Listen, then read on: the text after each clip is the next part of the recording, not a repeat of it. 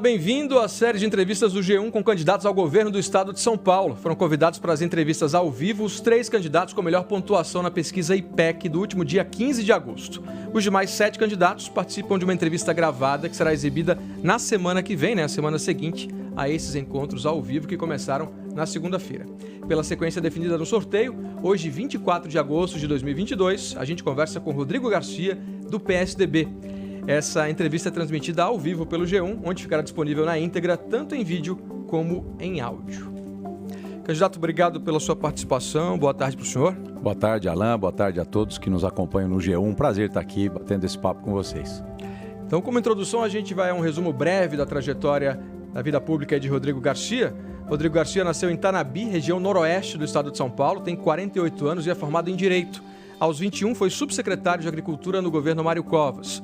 Depois foi secretário de Alckmin em diversos momentos, ocupando as secretarias do Desenvolvimento Social, Desenvolvimento Econômico e a Secretaria da Habitação. Também foi deputado estadual por 3 mandatos e federal por 2. Depois de 27 anos no DEM, filiou-se ao PSDB em abril de 2021. Em abril desse ano, assumiu o governo de São Paulo após a renúncia de João Dória e agora disputa a reeleição. Da redação do G1, eu sou Alan Severiano e nossa entrevista de hoje é com o candidato Rodrigo Garcia, do PSDB. Quarta-feira, 24 de agosto de 2022.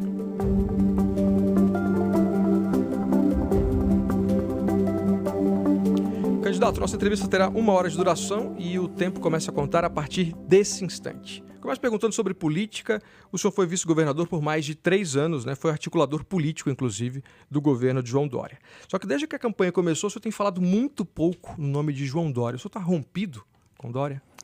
Não, Alain, o João saiu da vida pública, anunciou isso para toda a imprensa brasileira, depois de cumprir uma etapa importante da sua vida como governador de São Paulo e como prefeito de São Paulo. Então, o João abandonou a vida pública, enfim, pelas razões que ele já explicitou, e nós mantemos nosso relacionamento, nenhum tipo de rompimento. Agora, o que está em discussão é o Rodrigo candidato, os adversários do Rodrigo, o futuro de São Paulo. Por isso que eu coloco essa minha trajetória, que são mais de 20 anos dedicados à vida pública, exerci muitos cargos já em São Paulo, como você leu no meu currículo, exerci muitas atividades aqui em São Paulo. Então, portanto, eu trago toda essa história para ser avaliada hoje para a população de São Paulo, assim como o cargo de vice-governador que eu ocupei até o mês de abril desse ano. Para a gente entender melhor como é que foi essa transição do Dória para o senhor, o João Dória acabou não indo a essa convenção que ratificou o seu nome como candidato do PSDB. E em abril teve aquela reunião, cercada de mistério aí no Palácio dos Bandeirantes, em que se disse que o João Dória queria abrir mão da candidatura a presidente porque tinha desistido ali e ia se candidatar, pensava em se candidatar à reeleição como governador. E dizem, inclusive, que foi uma reunião tensa entre vocês dois. O que aconteceu exatamente nessa reunião ali no Palácio dos Bandeirantes? Alain, muita fofoca saiu a esse respeito, mas na prática, uma decisão de deixar o cargo de governador, de concorrer a presidente da República, não é uma decisão trivial, É uma decisão que o João, na ocasião, amadureceu, tomou, e em algum momento ele refletiu se ele seguiria esse caminho. Teve bate-boca nessa reunião? Não, nenhum tipo de bate-boca. Tivemos juntos várias reuniões depois, na despedida dele, então não houve esse estremecimento. Houve uma avaliação da parte dele que depois ele manteve a sua candidatura e seguiu o seu caminho até refletir no mês de maio que não era a melhor opção e se retirar da vida pública. O senhor se sentiu traído em determinado momento? Não, traição nenhuma, enfim. Nós temos uma relação, lembrando, eu era do DEM, o João do PSDB, depois me filiei ao PSDB por convite dele, por convite do Bruno Covas, que entendeu que eu entraria no PSDB como um espírito de renovação da PSDB de São Paulo. O Bruno, infelizmente, nos deixou depois disso. Então, é um diálogo de políticos que são natural esse tipo de diálogo. Eu assumi o mandato no começo do mês de abril, enfim, colocando o meu estilo, a minha forma, reconhecendo os avanços que o João teve nesse período dele de governador, enfim, eu como vice acompanhei esses avanços, e cada um tem seu estilo, cada um tem sua forma. Eu falo, Alan, que eu trabalhei com 5 governadores diferentes em São Paulo. Comecei com Mário Covas, como você citou. E eu sempre procurei pegar o que há de melhor em cada um deles. Cada um tem seu estilo, cada um tem sua forma de enxergar, cada um pode participar do mesmo partido, mas tem a sua forma diferente, Então, eu sou diferente do João, que era diferente do Alckmin, que era diferente do Serra, e que era diferente do Covas. Cada um traz o seu estilo à frente do governo de São Paulo. O senhor não é originalmente do ninho tucano, mas o senhor se sente, de fato, um tucano? Alain, eu fui forjado, fui criado, fui formado na política de São Paulo, numa coligação do PSDB com o antigo PFL e depois com o Democratas. Então, a minha trajetória política, ela está ligada, sim, ao PSDB. Tanto é que quando eu aceitei o convite para migrar para o PSDB, eu não me senti mudando de lado na política. Eu permaneci do mesmo lado da política que eu iniciei a minha trajetória lá atrás, com 18 anos de idade, quando me filiei a um partido, né? Defendendo, sim, o liberalismo do ponto de vista econômico, vendo a importância da social-democracia para políticas sociais de apoio à população mais carente. Portanto, eu me senti fazendo uma migração partidária, né, para um partido que deu grandes oportunidades a mim aqui em São Paulo, dos cargos que eu ocupei, das coligações que eu participei. Então, estou muito à vontade e feliz no PSDB. A exemplo do que aconteceu na eleição passada, quando a gente teve o Bolsodória, o senhor acredita que isso pode se repetir nessa eleição, o Bolsodrigo, ou seja, o voto no Bolsonaro para presidente e o voto em Rodrigo Garcia para governador? Alan, o voto é livre, né? A sociedade escolhe o seu candidato a presidente, escolhe o seu candidato a governador, escolhe o seu senador. Aliás, eu estou acompanhado aqui do meu candidato ao Senado, que é o Edson Aparecido, ex-secretário da Saúde de São Paulo, um homem público experimentado, que é meu companheiro de chapa. Escolhe os seus deputados. E escolhe muito pela personalidade de cada um, né? Muitas vezes nas eleições a gente discute, olha, as pessoas votam em partido ou votam em pessoas? No sistema partidário brasileiro tão confuso, as pessoas votam em pessoas, né?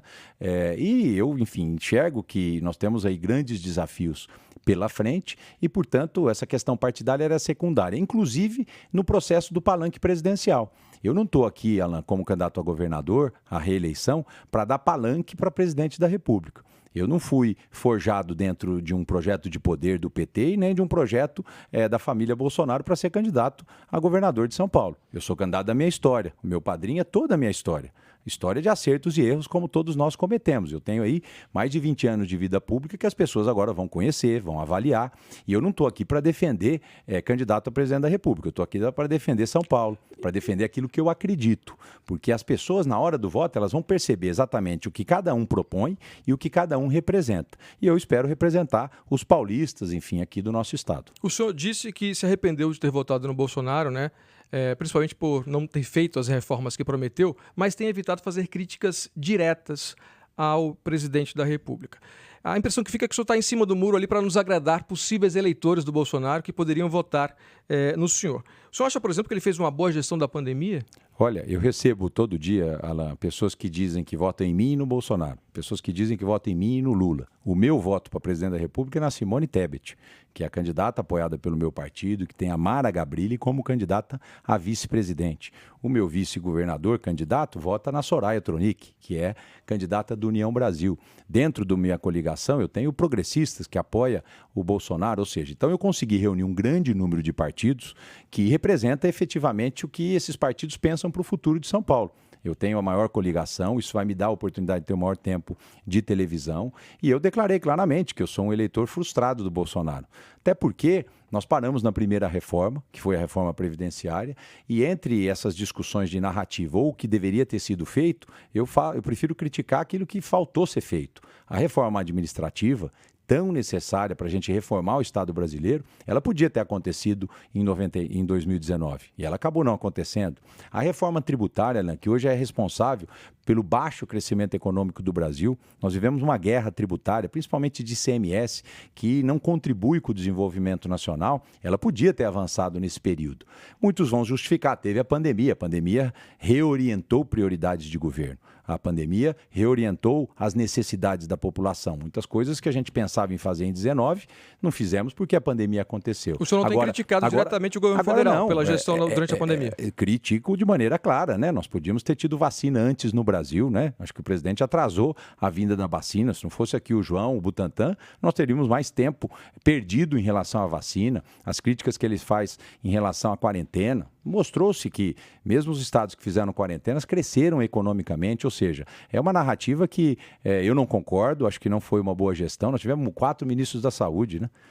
No meio de um maior grave de saúde pública da história da humanidade recente. Então é natural que o governo federal podia ter sido muito melhor do que foi. E falando de pandemia, pegando esse gancho, o senhor mesmo citou que São Paulo foi pioneiro, né? Comprou a vacina durante a gestão lá do João Dória, logo de cara fechou esse contrato com a vacina da China e foi o primeiro estado a vacinar. Depois que o senhor assumiu, isso mudou um pouco. São Paulo começou, depois de outros estados, a aplicar doses de reforço entre adultos mais jovens, inclusive também entre crianças. Vou dar um exemplo aqui. O Rio de Janeiro começou a vacinar crianças de 3 anos no dia 20 de julho. Em São Paulo, essa vacinação começou no dia 20 de agosto. Então eu pergunto, por que São Paulo perdeu o protagonismo nesse ponto da vacina nos últimos meses? São Paulo é o estado que mais vacina, Alain. Agora, eu respeito o Pacto Federativo, entendi que era hora de que os prefeitos pudessem assumir esse protagonismo. O governo de São Paulo, ele é um fornecedor de vacinas para o Ministério da Agricultura, para o Ministério da Saúde através do Instituto Butantan e um distribuidor de vacinas para as prefeituras que são as responsáveis pela sala de vacinação lá na ponta da linha.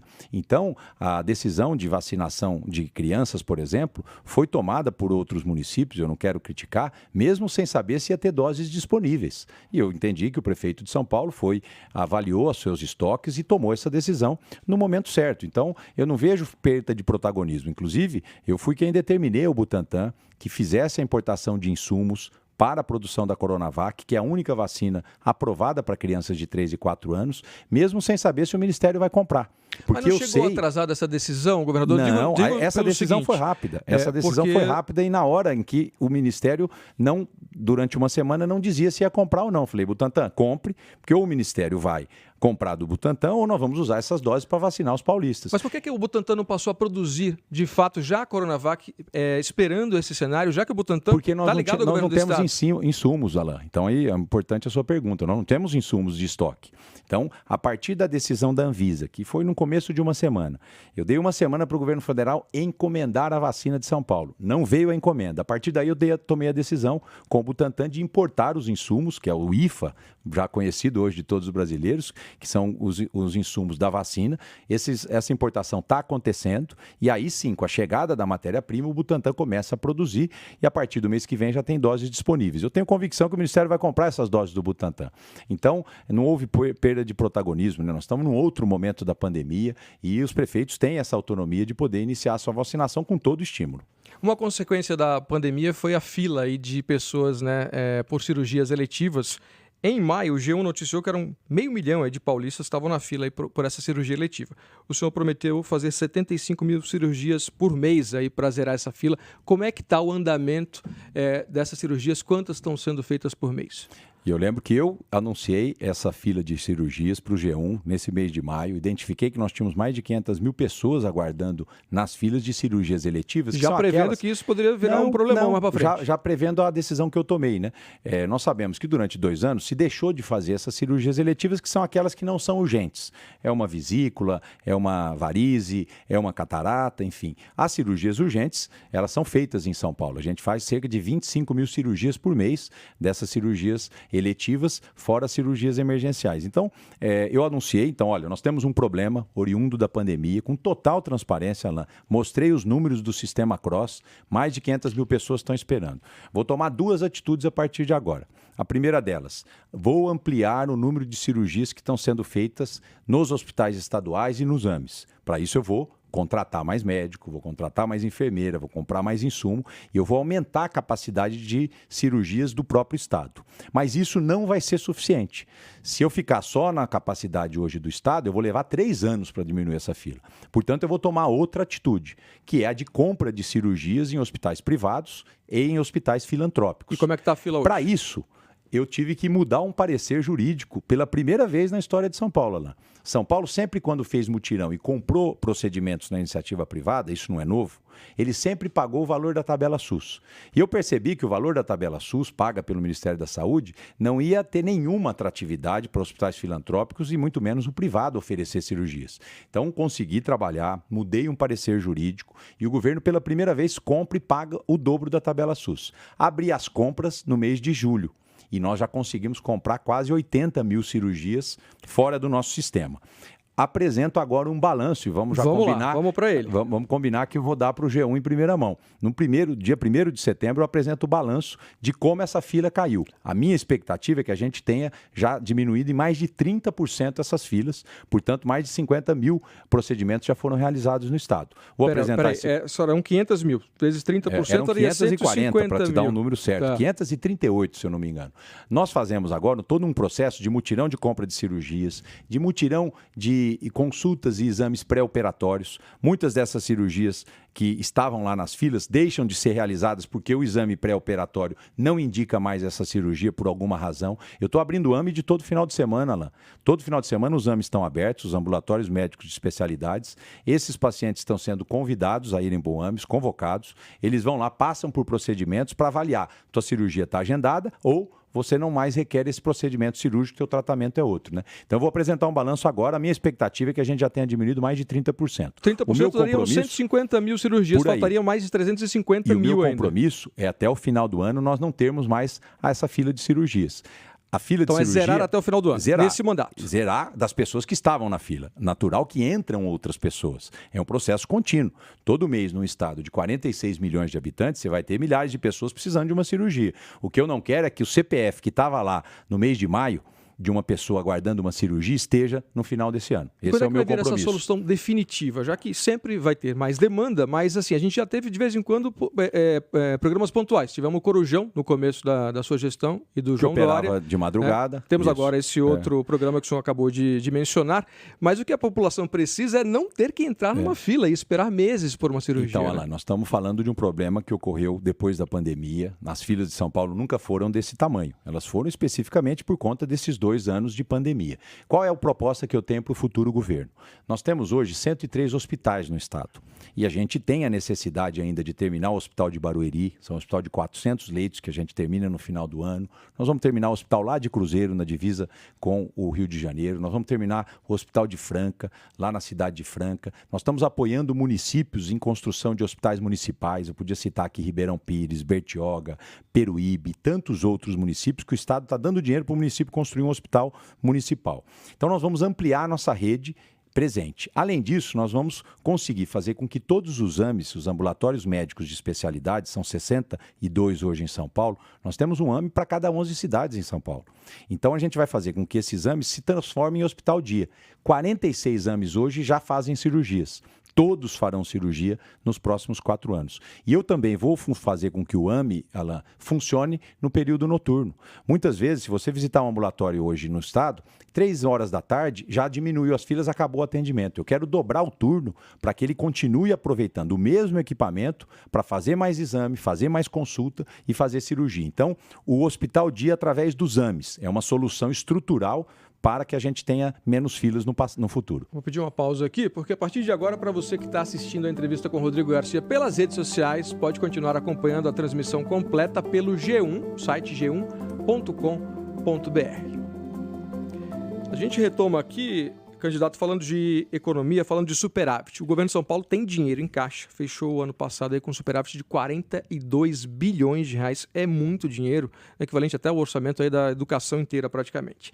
Ou seja, tem mais arrecadação do que despesa. Por outro lado, a gente tem milhares de pessoas vivendo na rua, tem milhares de pessoas passando fome aqui no estado mais rico do país. Por que esse dinheiro não é usado para reduzir esse drama social que é tão urgente? Bom, primeiro, Alain, que é bom que o Estado não deve, né? O Estado tem superávit. Pior se nós tivéssemos um Estado com déficit orçamentário, como a gente já viu acontecer em São Paulo, antes da chegada do Mário Covas, como a gente assiste muitas vezes no Rio de Janeiro, em Minas Gerais, em outros estados também ricos, que se desequilibraram nas contas públicas e que, com isso, não conseguem entregar política pública. Eu falo que Estado quebrado não consegue gerar emprego. Estado quebrado não consegue atender a nossa população.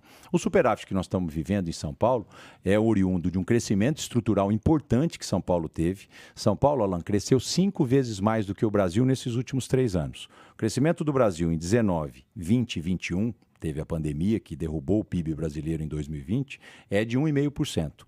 O crescimento de São Paulo em 2019, 20 e 21 é 7,5%. Então, nós tivemos um crescimento muito importante econômico em São Paulo, fruto das decisões que a gente tomou, inclusive aqui em São Paulo, seja de atrair empresas, seja de combate à pandemia. Isso, naturalmente, gera um caixa maior. Agora, a gente não pode olhar o superávit como dinheiro sobrando. Nós temos muitas despesas nesse orçamento e no superávit que são comprometidas para o futuro. Então, São Paulo e o governo não está aí para dar lucro, mas nós não podemos desequilibrar as contas, nós precisamos usar bem o dinheiro público. Mas de qualquer forma, o superávit é grande, né? E a pergunta é essa, por que não usar esse dinheiro para combater essas mazelas todas, fome, né? E muita gente morando na rua? Concordo com você. O que nós estamos usando esse dinheiro, por exemplo, do superávit que você citou de 2021?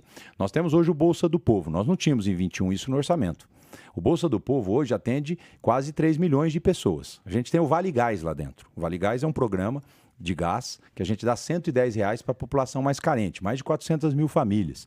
A gente tem o Viva Leite, a gente tem o Dignidade Íntima, a gente tem o Bolsa Trabalho, que no ano passado nós tínhamos 10 mil pessoas no Bolsa Trabalho trabalhando em São Paulo. Hoje nós temos 100 mil pessoas trabalhando. Então, o que é o Bolsa Trabalho? É um trabalho de 4 horas por dia que a gente distribui para as prefeituras contratar para que a população que não teria um outro emprego nesse momento possa prestar algum tipo de serviço para a sociedade. Então, 100 mil pessoas hoje no Bolsa Trabalho. Então, na área social, nós temos vários avanços. Eu vou citar o Bom Prato Móvel, por exemplo. O Bom Prato Móvel não tinha o ano passado, não estava no orçamento. Usa esse dinheiro do superávit. O Bom Prato Móvel faz com que a gente pegue todos os restaurantes do Bom Prato, Alan, e eles cozinham um pouco a mais e a gente leva de caminhão marmita para as comunidades. E o meu proposta para o futuro, que é importante falar do futuro como candidato aqui para os próximos 4 anos, é o cartão Bom Prato. Eu quero levar o Bom Prato no bolso da população, porque muitas pessoas não conseguem acessar um restaurante e não estão na comunidade no momento em que o Bom Prato Móvel chega. Então, nós vamos distribuir um cartão de R$300 para a população do Cade Único que não tenha acesso a outros programas sociais, para que tenha um compromisso, que ninguém passe fome em São Paulo nos próximos 4 anos. Além disso, Alan, eu posso falar das obras. Nós temos o Pró São Paulo. O Pró São Paulo é o maior conjunto de obras da história de São Paulo que estão sendo feitas nesse momento. Falando em obras, deixa eu só fazer um parênteses aqui, que é exatamente pegando esse gancho.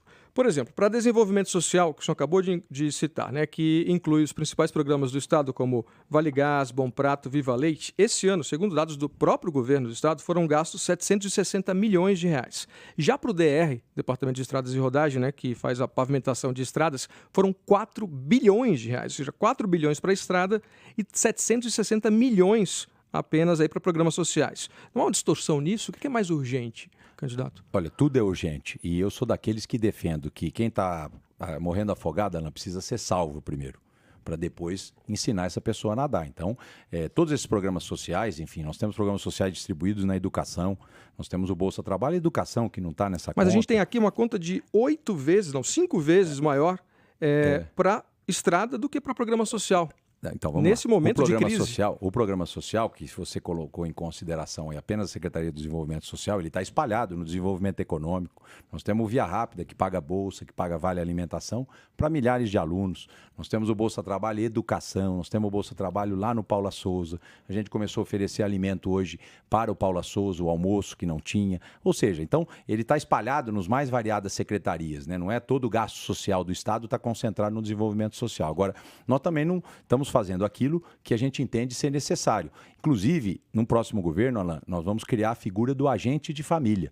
Hoje, por exemplo, eu vou te dar um dado. O Vale Gás, ele, pelos cruzamentos do banco de dados, ele pode ser beneficiado para mais de 410 mil famílias. Esse é mais ou menos o número. Quando você vai lá, você tem 350 mil recebendo.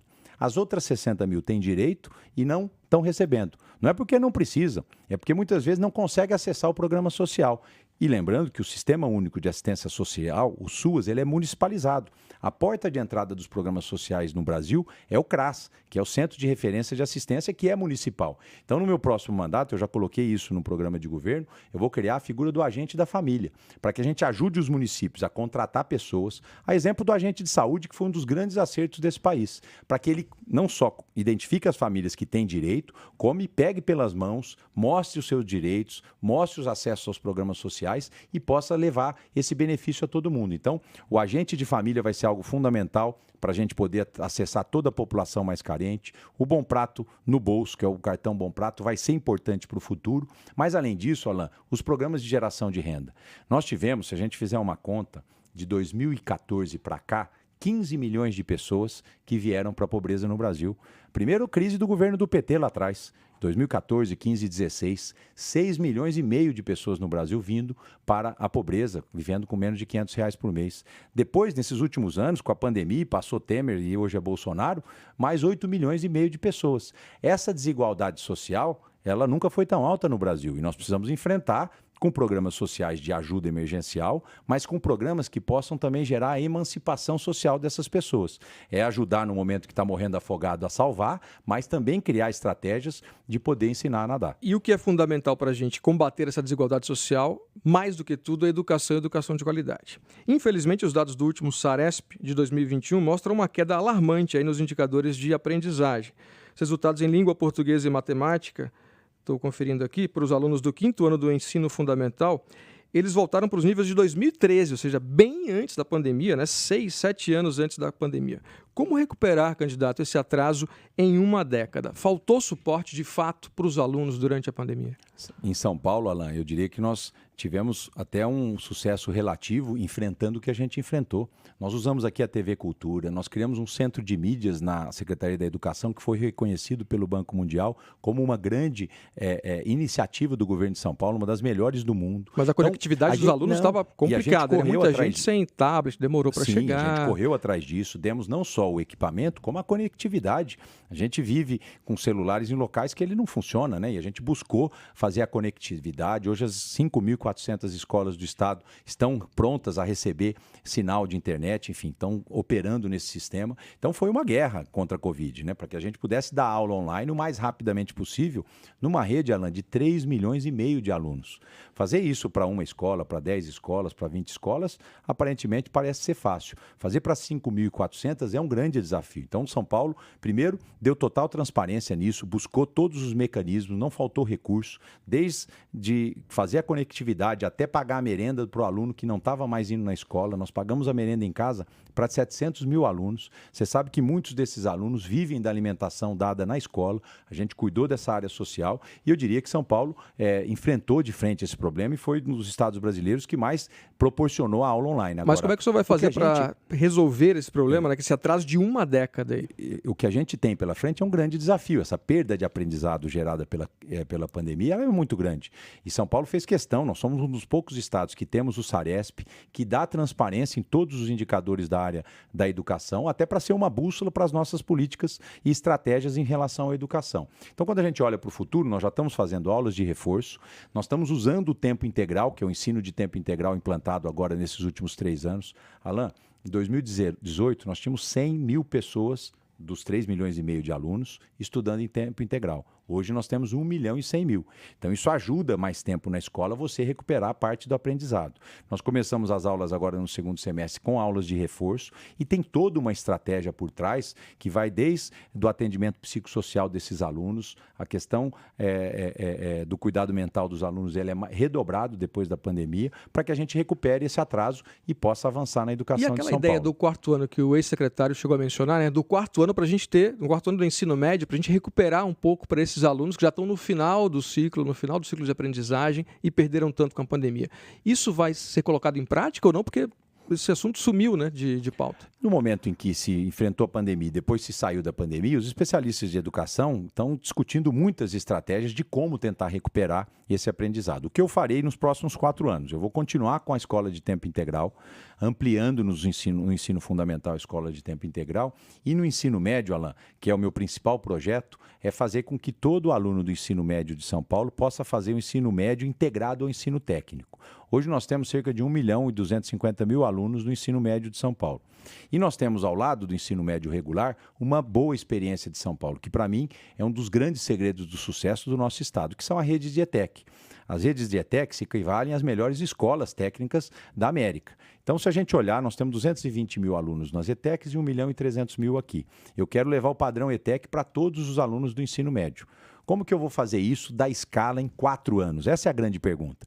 Porque até hoje a gente conseguiu avançar com um médio integrado ao técnico, mas nós temos 60 mil alunos. Falta mais de 1.100.000 ainda. Mas o 4º ano, ficou para trás essa ideia ou ele vai ser implementado de fato no ensino médio? Pode ser uma avaliação do ex-secretário Rossielli, do atual secretário Hubert. Precisa haver um consenso entre a comunidade de educação sobre quais as melhores estratégias. Por enquanto, nós mantemos as aulas de reforço, por enquanto, nós mantemos, num período de tempo integral, esse reforço de conteúdo para avaliar os próximos passos. Agora, tudo que me for colocado como uma boa estratégia para recuperar o aprendizagem vai ter o apoio do governador de São Paulo. Ensino integral como estratégia é muito defendido pelos educadores, né? Por outro lado, é uma crítica que esse crescimento todo que o senhor citou aí, vertiginoso, não foi acompanhado de uma retaguarda ali de professores, de um atendimento, um suporte bacana para esses alunos, né? No contraturno, sobretudo. Esse ano, por exemplo, segundo dados da própria Secretaria de Educação, não tinha professor para 22% das aulas. O que o senhor propõe para resolver essa situação? Olha, nós já resolvemos grande parte disso. Hoje não chega a 6% de falta. É importante a gente esclarecer isso, Alan. Quando você sai de 100 mil alunos para 1.100.000 alunos, você demanda mais professores, você demanda mais conteúdo. O novo ensino médio no Brasil veio até para resolver os problemas que o ensino médio brasileiro passa há décadas. E São Paulo foi o primeiro estado do Brasil a implantar o novo ensino médio em 21, ainda durante a pandemia. As aulas foram retomando e esse ano de 2022 é o primeiro ano que nós vamos ter o ano completo, né, depois da vacina, com os alunos dentro da sala de aula. Então, quando eu olho esse desafio da educação, eu olho o copo meio cheio. Nós temos 204 mil professores na rede. Para cobrir as aulas que hoje estão faltando, que são um pouco mais de 5%, está faltando 1.500. E nós estamos tentando essa contratação diariamente, tentando através de uma nova carreira para o professor. Só para você entender, Alan, nós tínhamos aqui em 2021 um piso nacional para o professor de R$ 2.800. Era o valor pago aqui em São Paulo. Hoje a nova carreira paga 5 mil. Então, uma carreira mais atrativa. Então, eu prefiro dialogar sobre esses problemas de 4 ou 5% de aulas numa expansão que nós fizemos do que não ter feito nada. Então, agora, qualquer professor que falte na rede é motivo de preocupação do governo. E nós estamos atuando para que não falte professores, para que a gente tenha toda a grade curricular aplicada por professores presencialmente. Quero entender outro ponto de sua proposta para a educação. O senhor disse que vai colocar aí, né, todo mundo no ensino integral até o final do mandato. E que, para isso, vai pagar para as escolas particulares receberem alunos de escola pública. Agora, se a gente olhar um retrato aqui da Delegacia de Ensino 3, que fica aqui na Zona Sul de São Paulo, a gente tem 65 escolas estaduais de ensino médio ali na região. E são 27 particulares. Onde é que o senhor vai acomodar todos esses alunos aí a mais, né, de escolas públicas? Olha, eu tenho convicção que a iniciativa privada é mais rápida do que o Estado para fazer isso. Mas a iniciativa vai criar novas escolas? Não tenho nenhuma dúvida. A partir do momento que o Estado compre as vagas, a iniciativa vai ofertar. É importante a gente esclarecer aqui. A gente não está terceirizando o ensino público para escolas particulares? Vou te detalhar isso. É importante a gente separar as coisas. Eu não farei isso no ensino fundamental. O ensino fundamental 2 nós vamos fazer de maneira pública, nós vamos continuar contratando professores, continuar contratando novas escolas, criando novas escolas. Eu fiz um levantamento, se a gente construir mais de 250 salas de aula, nós já vamos colocar mais 250 escolas em tempo integral. Porque é uma conta simples, né, Alan? Se você tem turmas que trocam a cada 5 horas na escola, se você passa a ter 8, 9 horas de aula, você tem menos rotatividade, você vai precisar de mais prédio para os alunos estudarem. Então, o Fundamental 1 e 2 é responsabilidade do Estado e eu vou continuar crescendo o ensino de tempo integral de maneira pública, com licitação de prédios e com contratação de concurso de professores. Médio também é responsabilidade do Estado. Aí, o médio é que eu vou chamar a iniciativa privada para ajudar. Então, no ensino médio, a gente tem hoje o ensino integral e a gente tem, pelo novo ensino médio, o 5º itinerário formativo, que permite dar o ensino técnico integrado. Basicamente, o primeiro ano do ensino médio ele é comum, e a partir do 2º e 3º ano ele escolhe o ensino técnico integrado, esse chamado 5º itinerário. Então nós vamos continuar ofertando a vaga pública e aqueles alunos que queiram, e eu já fiz uma pesquisa na rede, Ana, mais de 62% dos alunos, de homens e mulheres e de jovens que estão no ensino médio, eles querem fazer o ensino técnico, o que eles não têm vaga hoje. Então eu vou ofertar essa vaga, aí sim em parceria com a iniciativa privada. Começando pelo Senai, que já faz serviços para o Estado, e ampliando, dizendo para as universidades e para as escolas privadas, dizendo o seguinte: eu compro vaga, eu tenho aqui esse currículo para ser dado, eu quero que vocês abram essa vaga e eu garanto a aquisição. Quanto vai custar esse programa? Olha, isso vai ser definido pela Secretaria da Educação, que já está estudando junto com o Paula Souza. E eu tenho convicção que vai custar mais barato do que o crescimento estatal. Até porque, Alan, se a gente olhar o futuro de São Paulo, nós não podemos planejar o nosso estado sem levar em consideração a faixa etária da nossa população. São Paulo já era um estado de pessoas jovens, hoje é um estado de pessoas maduras. Se eu sair construindo escola, sair contratando professor de maneira pública, através de concurso, daqui a 20, 30 anos, nós vamos ter prédio ocioso e funcionário público demais. Então, por isso é que eu vou trazer a iniciativa privada no ensino médio técnico para ajudar o Estado. Como é que o senhor vai fiscalizar a qualidade do ensino, né, para além dessas escolas que já são conhecidas, né, já são renomadas, mas outras escolas particulares que a gente não sabe qual é a qualidade do ensino que vai ser ofertado ali? Com o nosso Centro Paula Souza, que é a maior rede de ensino técnico da América Latina. O Paula Souza, que cuida das ETECs e FATECs, Alan, ele administra 320 mil alunos. 220 mil no ensino médio, que é o ensino técnico, e mais quase 100 mil nas faculdades de tecnologia. Então, nós temos know-how. O Paula Souza vai funcionar como um gerenciamento e uma fiscalização dessa prestação de serviço, e é ele que vai estabelecer as grades curriculares, de acordo com a vocação de cada região. O ensino técnico dado aqui na Zona Sul de São Paulo será numa especificidade. O ensino técnico dado lá em Marília será outro, como em Rio Preto outro, Ribeirão outro, Vale do Paraíba outro. Então, o Paula Souza já tem essa rede montada. O que a gente não consegue é dar uma escala na velocidade que eu quero enquanto governador de São Paulo. Por isso, chamar a iniciativa privada para poder prestar serviços ao Estado no ensino médio técnico. Quero falar um pouco sobre o seu vice. O seu vice, Geninho Zuliani, que é ex-prefeito de Olímpia, né, no interior, ele responde a diversos processos que vão de irregularidades na aplicação de verbas federais até pagamentos a empresas fantasmas. Tem condenações também de que ele recorreu por improbidade administrativa e chegou a ficar com os direitos políticos suspensos. O senhor é a maior prova de que vice é muito importante, sobretudo aqui em São Paulo. O senhor era vice, virou governador. Faltou cuidado na escolha do seu vice? Nenhum cuidado, Alain. Inclusive, eu lembro que o Ministério Público pediu a impugnação do meu candidato a vice, o Geninho Zuliani, e 3 dias depois voltou atrás dizendo ele é ficha limpa, ele pode disputar a eleição. Mas temos essas outras questões aqui que eu levantei. O Geninho foi prefeito de uma cidade importante do interior de São Paulo, prefeito de Olímpia, durante 8 anos.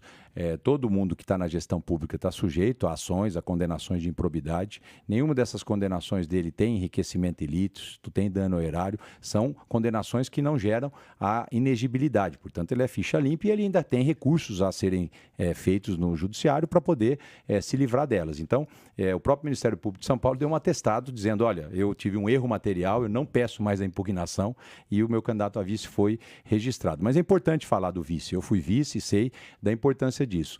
Dentre outras coisas, o Geninho foi indicado pela nossa coligação como candidato a vice, pela administração exitosa que ele teve nessa cidade de Olímpia. Foi uma escolha pessoal sua ou foi uma exigência do União Brasil? Foi um acordo de coligação. A União Brasil queria fazer a indicação do vice e indicou o deputado Geninho como vice. Assim como o MDB indicou o Edson Aparecido como meu candidato ao Senado. Mas é importante falar... ficando para o Senado, porque também concorria, né, o prefeito de São Paulo, Ricardo Nunes, queria que ele fosse o seu vice. Espero que o Geninho se eleja comigo e eu tenho certeza que o Edson será senador da República. O Edson, assim como eu, não está aqui para defender bandeira partidária, não está aqui para defender palanque presidencial, está aqui para defender São Paulo. O senhor não fez nenhuma oposição ao nome do Geninho, em nenhum momento? Não, e se a gente colocar o futuro, o Pacto Federativo e a tabela SUS vai ser discutida lá no Senado. Por isso que eu trabalho muito para que o Edson ganhe a eleição e seja senador da República, porque ele está preparado para discutir isso. Sobre o Geninho, é importante falar de Olímpia, Alain, porque o Geninho, inclusive, está coordenando hoje no nosso programa de governo, a coordenação geral é da economista Zeina Latif,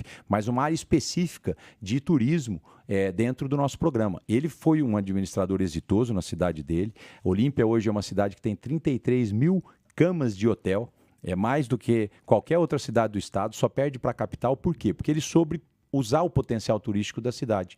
Um dos maiores parques termais do mundo está no interior de São Paulo, lá na cidade de Olímpia. Ele fez o plano diretor de turismo da cidade, conseguiu trazer novos entretenimentos e hoje Olímpia é uma cidade que não tem problemas de emprego. Então, essa administração exitosa dele fez ele ser deputado federal.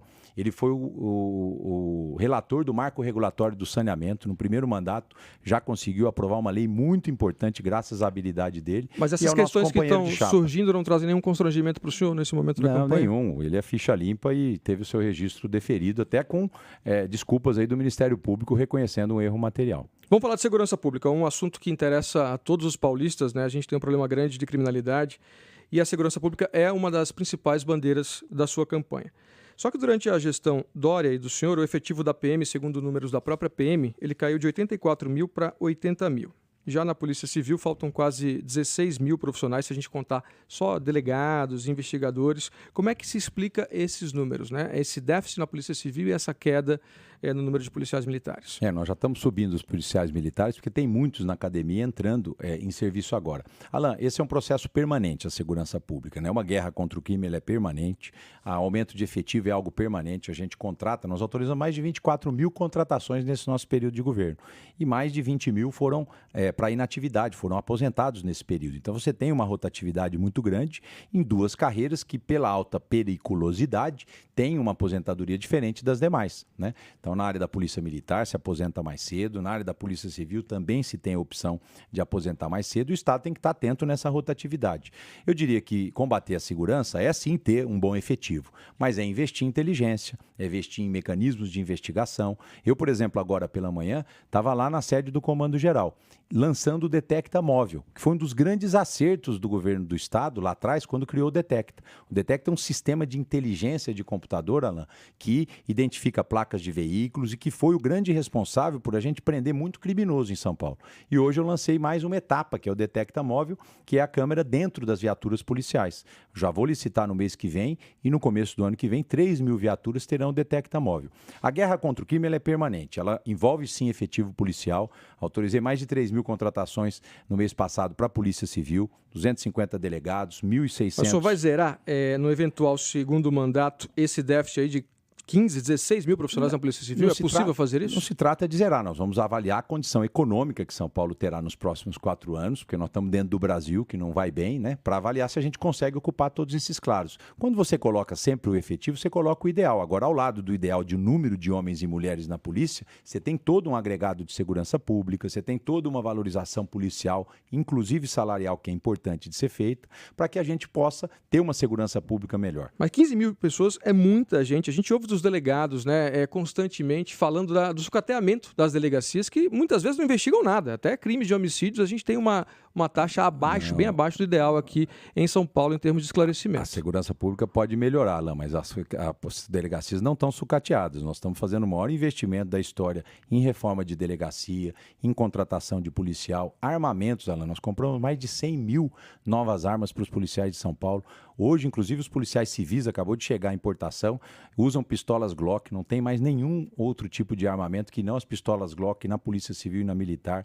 Nós compramos quase 10 mil veículos novos, trocamos metade da frota em 3 anos e meio. Em regra, cada governo troca 20%, 25% da frota. Compramos coletes à prova de bala, demos um aumento importante de 25% para as forças de segurança. Olha pelo Brasil afora aí. Muita gente falou, mas pouca gente fez o aumento efetivo de salário das polícias. São Paulo fez, o que levou, por exemplo, o salário do soldado de São Paulo ser o 9º mais bem pago do Brasil, o que levou o soldado, ou melhor, o salário do investigador ser o 6º mais bem pago. O Atlas da Segurança está aí.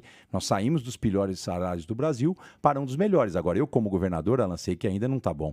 Sei que eu não estou satisfeito com isso e continuo investindo na segurança pública. Até porque agora, a sensação de insegurança ela tem aumentado. A gente tem esse ano aí uma média de 20 mil roubos, né, registrados todo mês no estado. A gente tem de volta os sequestros, né? Muita gente aí, muitas quadrilhas sequestrando as pessoas até para transferir dinheiro pelo Pix. Como é que o senhor pretende reduzir esses números no curto prazo dessa emergência que a gente vê agora no estado de São Paulo, sobretudo aqui na Grande São Paulo? No curto prazo, Alan, eu já fiz isso. Eu assumi, troquei os comandos da polícia, criei a Operação Sufoco em maio, e os números de furto e roubo em São Paulo caíram no primeiro semestre de 2022, comparado ao primeiro semestre de 2019, que é a nossa comparação.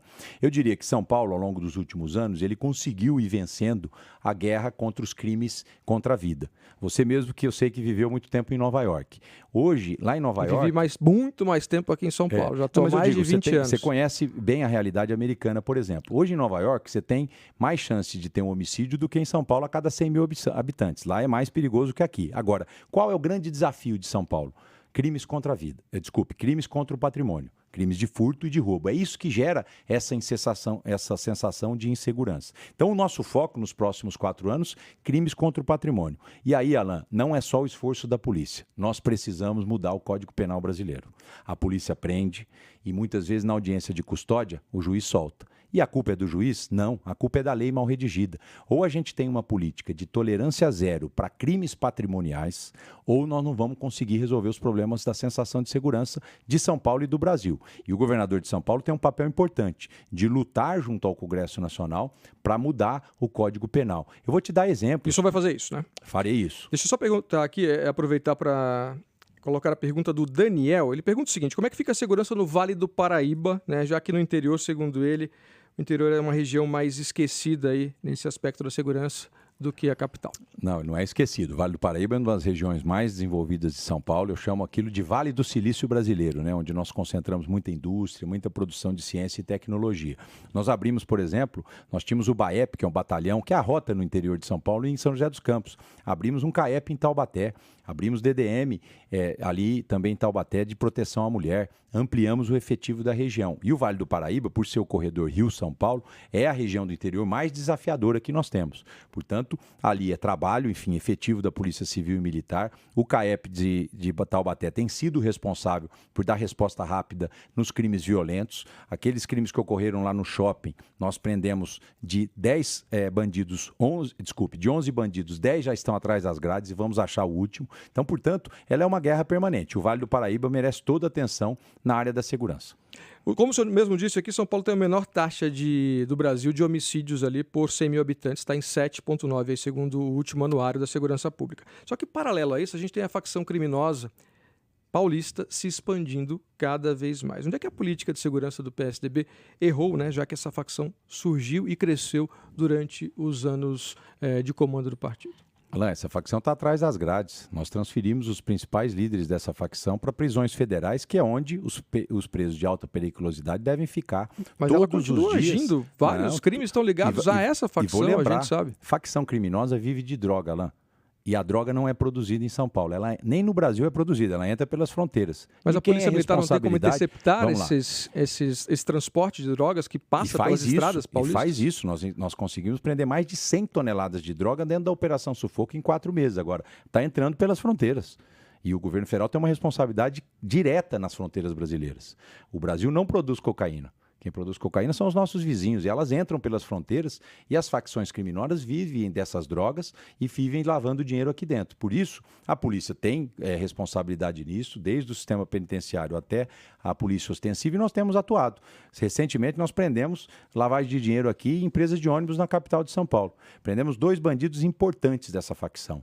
Numa sexta-feira, véspera do final de semana, um juiz substituto soltou os 2.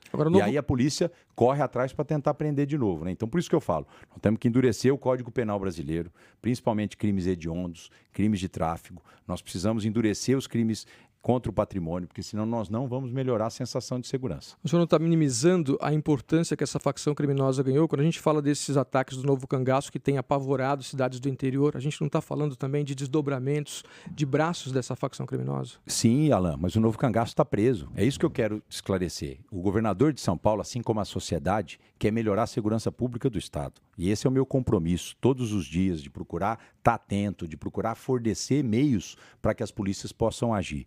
Mas, ao mesmo tempo, é importante a gente reconhecer os avanços que São Paulo teve nesses últimos anos e que nós temos a melhor polícia do Brasil. Agora, não é uma obra acabada. A guerra contra a criminalidade ela é permanente. E nós estamos atuando contra essa facção criminosa todos os dias. Desde identificar lavagens de dinheiro, e eles fazem isso em postos de gasolina, eles fazem isso em indústria química, eles fazem isso em empresas de transporte. Nós estamos encerrando atividades, a Polícia Civil, a Polícia Militar, a Secretaria da Fazenda atuando 24 horas contra essa facção, assim como outras ações que a gente tem tomado. Eu lembro que São Paulo demorou um tempo para prender o André do Rap, lá no Rio de Janeiro. E ele saiu pela porta da frente através de uma liminar de um ministro do Supremo Tribunal Federal. Então, nós vamos precisar endurecer o Código Penal brasileiro para que a polícia possa prender e, com essa prisão, você interrompa o crime. Muitas vezes a polícia prende, a lei mal feita solta e a gente fica correndo atrás desses criminosos. Temos vários temas aqui ainda para discorrer, candidato. Eu queria que o senhor desse uma resposta um pouco mais curtinha na próxima aqui, porque eu estou fazendo um desdobramento do mesmo assunto. Falando sobre presídios, a gente tem cerca de 200 mil presos no estado, 50 mil a mais do que o número de vagas, que estão gerando aí em torno de 150 mil. E 90% dos presídios, segundo o Ministério Público, eles estão nas mãos justamente dessa facção criminosa. Como combater essa facção criminosa dentro dos presídios que continua ordenando crimes a partir de lá? Isso aí é a opinião do Ministério Público. Os presídios estão na mão do sistema penitenciário, cuidado pela SAP de São Paulo. São quase 180 penitenciárias no estado, 200 mil presos, que têm o controle. Nós temos presídios de alta periculosidade, como o Presidente Bernardes, e nós temos presídios, enfim, de semiaberto. Então, é um trabalho permanente. A SAP, por exemplo, eu acabei de liberar a contratação de 1.600 agentes de escolta e vigilância penitenciária. Antigamente, preso em São Paulo era escoltado por polícia militar. Eu deslocava um policial militar de uma radiopatrulha para escoltar um preso. Até novembro, todos serão escoltados só por agentes da SAP e não mais pela Polícia Militar.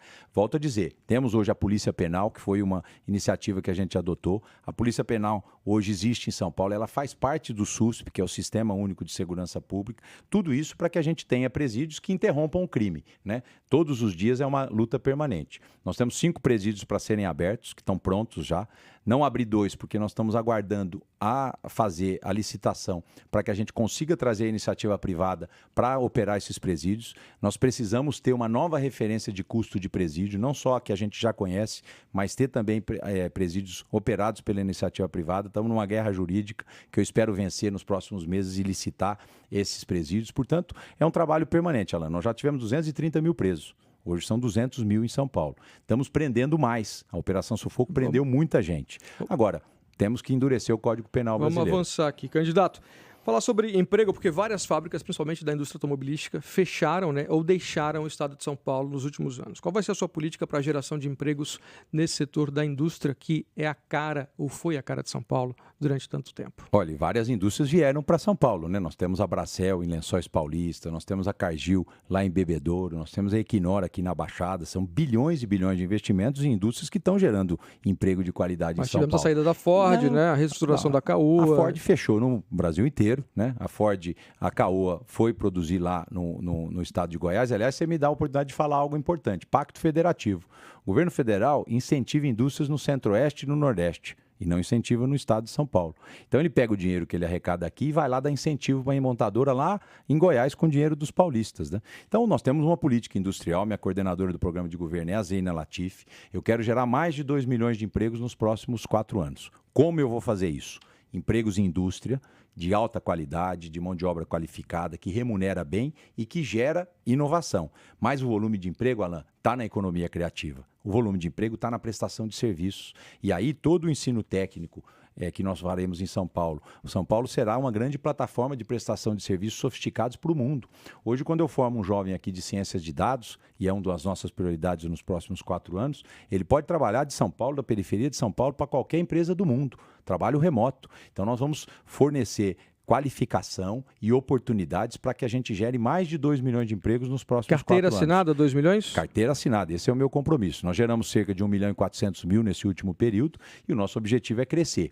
Volto a dizer, na indústria, mas também na economia criativa. O turismo vai gerar muito emprego nos próximos anos, Alan. Eu tenho andado por São Paulo, como sempre fiz, e vejo cada vez mais o paulista visitando o seu estado. Antigamente eles iam visitar outros estados, antigamente eles saíam aqueles que podiam do país, mas hoje eles estão fazendo o turismo interno e nós precisamos qualificar a mão de obra. Nós temos belezas naturais aqui como o Vale do Ribeiro e tantas outras que eu não tenho dúvida que serão grandes atrações turísticas nos próximos anos em São Paulo. O senhor, se vencer, vai assumir bem em janeiro, né, no meio do verão ali, e eu queria saber qual é o seu plano para a temporada de chuvas. A gente teve 37 mortes aí em decorrência das chuvas nesse último verão.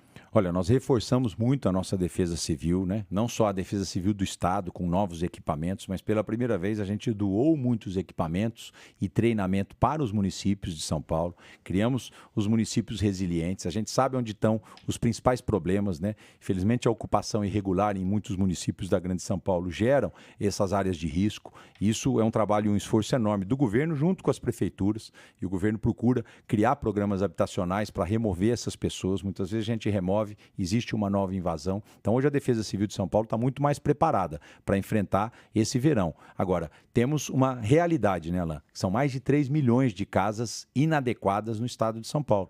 E nós vamos precisar fazer um trabalho grande de política habitacional para poder dar habitação digna para essa população. Fora esses 3 milhões aí, a gente tem um déficit de 1 milhão e 100 mil moradias, né, segundo dados do próprio governo.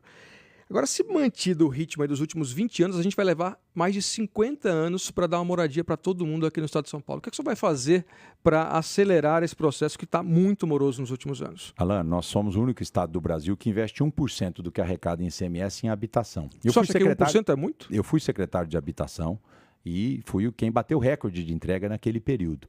E, infelizmente, o governo federal, que tem um fundo de garantia, que tem os principais instrumentos para contratar habitação, sabe quantas casas de interesse social faixa 1 ele contratou em São Paulo nesses 3 anos e meio? Nenhuma. Isso na mudança do Minha Casa Minha Vida para o Casa Verde e Amarelo? Nenhuma. Então, de 2019 até 2022, eu fico vendo aí o meu adversário falar, governo federal, 300 mil casas, é tudo faixa 2, faixa 3, obras que estavam contratadas para a classe média. A interesse social, só São Paulo está contratando sozinho com o dinheiro que cabe. Nós temos um limite orçamentário, né? Nós temos um limite que a gente coloca 1% do que arrecada, que dá quase 2 bilhões por ano. Gostaria de colocar mais, mas aqui eu também tenho que cuidar da saúde, da educação, da segurança. Se a gente não tiver uma política articulada com o governo federal, como na minha época eu consegui fazer, na época inclusive que o governo Temer e a Dilma eram presidentes, nós não vamos conseguir atender no volume que a gente gostaria. Agora, o que vai resolver déficit habitacional, Alain? Crescimento econômico. Se o Brasil continuar crescendo pouco como está nos últimos 10 anos, se o Brasil continuar andando de lado, nós vamos ter problemas sociais que vão se agravar no país e não vão melhorar. Um assunto que interessa a todo mundo porque mexe diretamente com o bolso. Há 6 meses agora da eleição, o senhor congelou a tarifa dos pedágios, né? Inclusive acabou reservando 400 milhões de reais para subsidiar essas empresas, as concessionárias. Também foi reduzida a alíquota de ICMS aqui no estado, combustível, energia, e o senhor manteve a tarifa do transporte. Agora o senhor se compromete a segurar essas tarifas, esses valores, até quando? A gente deve ter uma surpresa com o aumento generalizado em janeiro? Alan, e aí que está indo parte, inclusive, daquele superávit, né? Todo o esforço que o governo puder fazer neste momento para não subir o custo de vida tem sido a minha orientação. Por isso eu fui o primeiro governador a reduzir o ICMS da gasolina. Nem questionei a legislação, reduzi imediatamente, fui no Supremo para que o Supremo pudesse restabelecer o Pacto Federativo. E nós conseguimos restabelecer o Pacto Federativo e estamos sendo ressarcidos via dívida pública da União dessa receita que São Paulo deixou de ter. Fui também o governador que anunciou a não aumento de pedágio nesse ano de 2022 e nós vamos bancar com o orçamento de todo mundo.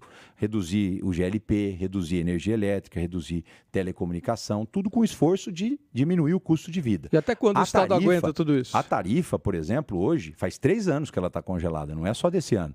Se nós tivéssemos dados os aumentos, a tarifa do transporte já está em R$ 6,90. Hoje nós estamos com uma tarifa de R$ 4,40 e isso faz uma diferença enorme no bolso das pessoas. Agora, o Estado tem um limite. Se o governo federal não ajudar estados, por exemplo, na tarifa de transporte, e se o Brasil não voltar a crescer, nós vamos ter muitas dificuldades nos próximos 4 anos. Em janeiro podemos ter um aumento aí de várias tarifas, então? De pedágio? Vai depender das circunstâncias econômicas. De ônibus e tudo mais? Tudo que o Estado puder fazer para segurar essas tarifas, nós vamos fazer. Agora, nós temos nossos limites. E eu vou bater na porta do governo federal, que prometeu ajudar, por exemplo, todos os estados e municípios que não aumentassem as tarifas. E até agora não veio nenhum dinheiro. Sobre imposto, especificamente, a Kim tem uma pergunta se o senhor vai aumentar imposto. Lembrando que em determinado momento dessa gestão houve uma elevação de impostos aqui em São Paulo, parte deles foi revisto depois, mas deve ter aumento de imposto em São Paulo? E todo ele será revisto a partir de 1º de janeiro. Já aprovei a lei, todo o benefício fiscal que foi retirado parte durante a pandemia para poder fazer leito de UTI, está sendo restabelecido a partir de janeiro do ano que vem, numa lei que eu já mandei para a Assembleia em abril. Meus próximos 4 anos, eu anunciei 2 coisas importantes. Primeiro, que não vai ter aumento de alíquota de imposto no estado de São Paulo. Segundo, nós vamos zerar o imposto para os pobres de São Paulo, Alain. Eu já anunciei esse meu projeto, eu já inclusive tenho uma autorização legislativa para isso. Pobre em São Paulo não vai pagar imposto. Ele vai pedir uma nota fiscal, vai ter lá estabelecido o seu CPF e nós vamos devolver todo o imposto estadual que ele pagou. Isso vai valer para as famílias que estão na extrema pobreza e na pobreza inscritas no CadÚnico. São quase 1.900.000 famílias. A gestão do senhor e do governador João Dória cumpriu integralmente, isso segundo o G1, balanço agora de junho desse ano, ou seja, 3 anos e meio, 40% das metas feitas na eleição de 2018. Ou seja, faltando 6 meses, eu tenho aí 60% das metas a cumprir. O que é que o eleitor deve esperar de um eventual segundo mandato em relação ao cumprimento de metas? Olha, compromisso e comprometimento, Alain. Eu vi esse levantamento muito bem feito, inclusive do G1, onde mostra que várias das metas não foram cumpridas, inclusive porque o governo federal também não ajudou. Nós tínhamos metas lá, por exemplo, de dragagem do Porto de Santos, de hidrovia Tietê-Paraná, e que, infelizmente, o governo federal não deixou o Estado cumprir, porque é de responsabilidade compartilhada. Nós tivemos metas que não estavam colocadas lá atrás, porque a prioridade mudou depois da pandemia. Nós, por exemplo, fizemos o Museu do Ipiranga, fizemos 3 vezes mais estradas do que estava previsto no nosso programa de metas. E eu digo que a pandemia, ela tumultuou todo esse programa de metas, né? Nós temos hoje, já contado pelo G1, parte das metas cumpridas e mais uma grande parte em andamento. Então, é uma avaliação que a gente tem que fazer permanentemente. As prioridades mudam e a pandemia mudou muito as prioridades do Estado. Nós não tínhamos meta, por exemplo, de trazer vacina. Ninguém nem pensava em pandemia. Trouxemos a vacina e tantas outras coisas que eu poderia citar. Então, pode esperar um governador pé no chão, um governador prático, que não coloca a ideologia nas frentes dos problemas. Eu sempre fui, Alain, uma pessoa muito prática. O governo está aqui para resolver o problema das pessoas, para ajudar quem está precisando e para dar oportunidade a quem está procurando. Eu não sou uma pessoa ideológica. Eu, quando tenho um problema, eu procuro solução imediata para esse problema. Eu não leio cartilha de ideologia, porque se eu for procurar solução na ideologia, eu fico com 2 problemas e nenhuma solução. Então, pode esperar um governador muito atento, muito prático, que conhece o Estado, que sabe das suas potencialidades e que sabe que nós somos um Estado organizado comparado ao resto do Brasil, mas que quem vive aqui como nós sabemos que dá para melhorar muito e eu estou aqui para isso. A Marilena Santos pergunta o seguinte: qual a medida que o senhor considera mais urgente a ser tomada no Estado de São Paulo, caso seja eleito? Primeira medida. Olha, a primeira medida é não deixar ninguém passar fome no nosso Estado para combater as desigualdades sociais. Além disso, já no primeiro dia de governo, fazer a expansão do ensino médio com o ensino técnico. Isso vai mudar o futuro desses jovens. Além disso, já implantar o imposto zero para a população mais pobre. São medidas imediatas que já valerão a partir de 1º de janeiro para que a gente possa já colocar em prática o nosso programa de governo. Vamos manter esse ritmo aqui de respostas mais curtinhas. Eu quero falar sobre Cracolândia, candidato, porque as últimas ações da Prefeitura, na verdade, provocaram a dispersão da Cracolândia, né? Quer dizer, o pessoal ali da Prefeitura disse que isso tem dificultado o tráfico, por um lado, mas, por outro lado, quem trabalha com assistência à saúde diz que também está mais difícil tratar esse aspecto da saúde com os usuários. O que é que falta aí da parte do governo do Estado para acabar com esse problema, já que antes a gente tinha um grande volume de pessoas junto e agora a gente tem grupos menores vagando pelo centro e por outras regiões de São Paulo? Não, e menos gente do que tinha lá. Eu diria que agora nós temos que entrar na última etapa, que é a internação involuntária. Nós já conseguimos aumentar o número de internados da população. Eu digo que ali na Cracolândia é polícia, que é responsabilidade do Estado para o traficante, e é tratamento para o dependente. Nós aumentamos muito o número de dependentes que procuraram tratamento, mas agora nós vamos ter que entrar nessa internação involuntária, que a lei permite, que é feito com laudos psiquiátricos. A Prefeitura está se preparando, inclusive, para isso, para que a gente consiga vencer essa última etapa. Não é algo fácil, por isso tem que ter resiliência e não desistir. Essa internação involuntária já foi chamada de caçada humana e também já foi tentada outras vezes. Por que o senhor acha que agora vai ser diferente e vai dar resultado? Porque na lei antiga, até 2013, ela tinha um tipo de previsão. Na lei nova, que é de 2019, ela facilita com laudos psiquiátricos. Então, nós temos que fazer um mutirão, a Prefeitura, no caso de psiquiatras, para poder fazer essas avaliações e fazer essa internação. Quem está ali não tem discernimento para saber se precisa ou não de um tratamento. Vai precisar da ajuda do Estado e o Estado, que é, no caso, a Prefeitura, vai apoiar. Poucos segundos, resposta bem curtinha. O senhor foi filiado ao DEM, aí, antigo PFL, por 27 anos e agora é um recém-tucano. Independentemente do resultado da eleição, o senhor pretende se manter no PSDB? Sem dúvida, estou feliz no PSDB, mas estou aqui para defender São Paulo antes de qualquer partido, Alain. Obrigado, candidato. Nosso tempo chegou ao fim aí, depois de 1 hora de entrevista. Agradeço aqui a sua participação. Termina aqui, então, a terceira entrevista com os candidatos ao governo de São Paulo. Nossa contribuição para deixar o eleitor do Estado mais bem informado para a hora do voto, né? Exercer a democracia, escolher entre as que considera melhores propostas. A primeira entrevista, você lembra, foi na segunda-feira com o Tarcísio de Freitas, do Republicanos. A segunda foi ontem, terça-feira, com Fernando Haddad, do PT. Os outros 7 candidatos ao governo do Estado de São Paulo participam dessa cobertura através de uma entrevista gravada, que também estará disponível no G1, em áudio e em vídeo, isso a partir da segunda-feira que vem, dia 29 de agosto. A íntegra dessa e de todas as conversas estão disponíveis no G1, na sua plataforma de áudio preferida, ou no G1 ou na sua plataforma de áudio preferida. Participaram da produção dessa entrevista, na coordenação de pesquisa e conteúdo, Cíntia Acaiaba. Na coordenação e edição de podcasts, Mônica Aquino e Thiago Kazuroski. Na coordenação de vídeos, Mariana Mendicelli. E na direção de imagens, Giacomo Voccio. A editora-chefe do G1 é Cláudia Kreutor e o diretor Renato Franzini. O chefe de redação da Globo em São Paulo é Fernando Castro. E a direção de jornalismo da Globo em São Paulo fica a cargo de Ana Escalada. Diretor de jornalismo da Globo, Ricardo Vilela. E diretor responsável, Ali Camel. Eu sou Alan Severiano e me despeço por aqui. Até a próxima.